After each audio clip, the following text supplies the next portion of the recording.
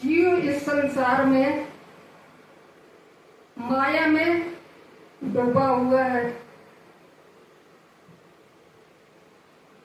उसकी समझ में ये नहीं आ रहा कि हमें 84 लाख योनियों के बाद ये मनुष्य जन्म मिला किस लिए है। क्योंकि किसी भी योनि में इतना सामर्थ्य नहीं है कि वो जप कर सके, पूजा कर सके या भगवान को प्रसन्न कर सके, आत्म साक्षात्कार कर सके।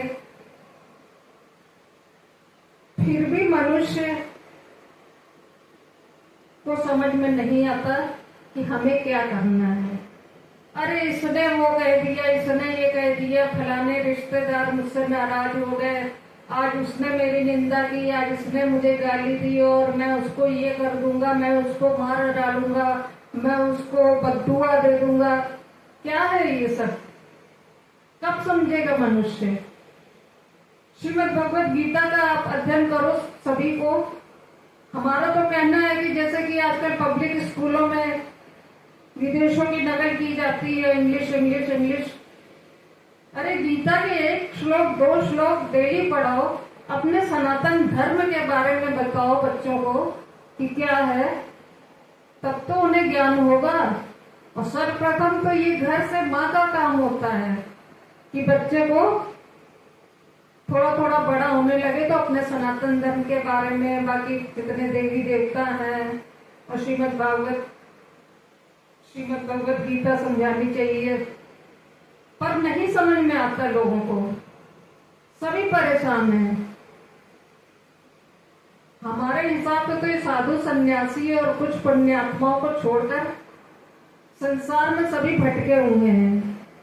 उनको संसार ही अच्छा लग रहा है। उनको नहीं पता कि संसार में कोई सार नहीं, संसार एक स्वप्न है।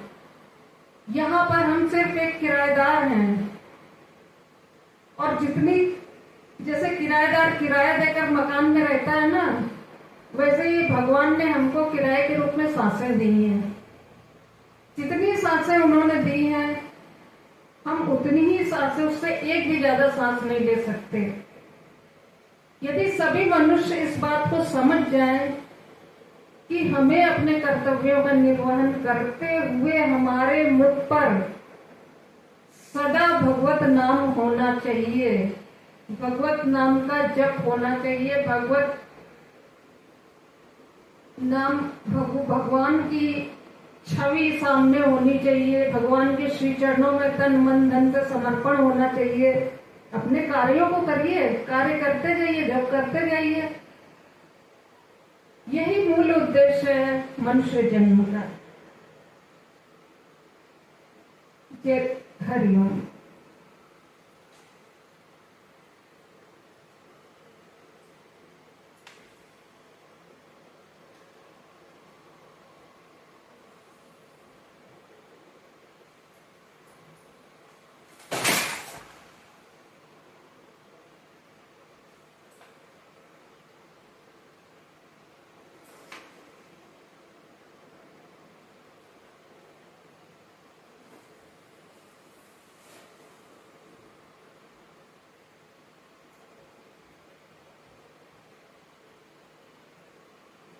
एक बार भगवान कृष्ण ने दुर्योधन से कहा कि तुम जाओ और नगर भ्रमण करके आओ और मुझे आकर बताओ कि इस नगर में कितने लोग अच्छे हैं, कितने लोग बुरे हैं, कितने लोगों में गुण है, कितने लोगों में अवगुण है। दुर्योधन गया और संपूर्ण नगर का विचरण करके आया और बोला कि भगवान, हे कृष्ण, मुझे तो किसी में भी अच्छाई नजर ही नहीं आई। हर इंसान में मुझे बुराई ही बुराई मिली। कहते हैं जैसा जिसका नजरिया होता है वही वैसा ही देखता है। अब भगवान जी ने युधिष्ठिर, धर्मराज युधिष्ठिर जी को कहा कि अब तुम नगर भ्रमण पर जाओ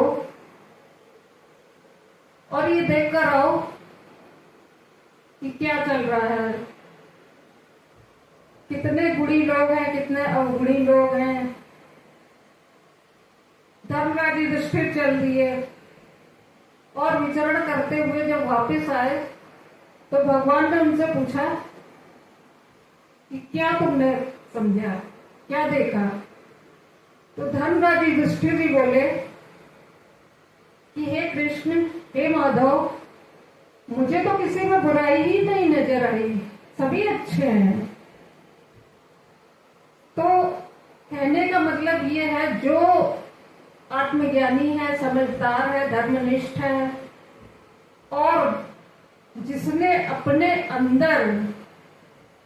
अंदर झांकना यानी कि अपनी कमियों को ढूंढना शुरू कर दिया, तो उसके पास समय ही नहीं कि दूसरे की कमी देखे। ये हमें हमारे गुरुदेव समझाते हैं, ये हमारे गुरुदेव की कृपा है। कहा भी है कबीर दास हैं, बुरा जो देखन मैं चला, बुरा न मिलिया कोई, जो दिल झांका आपनो, मुझसे बुरा न कोई। Thank you.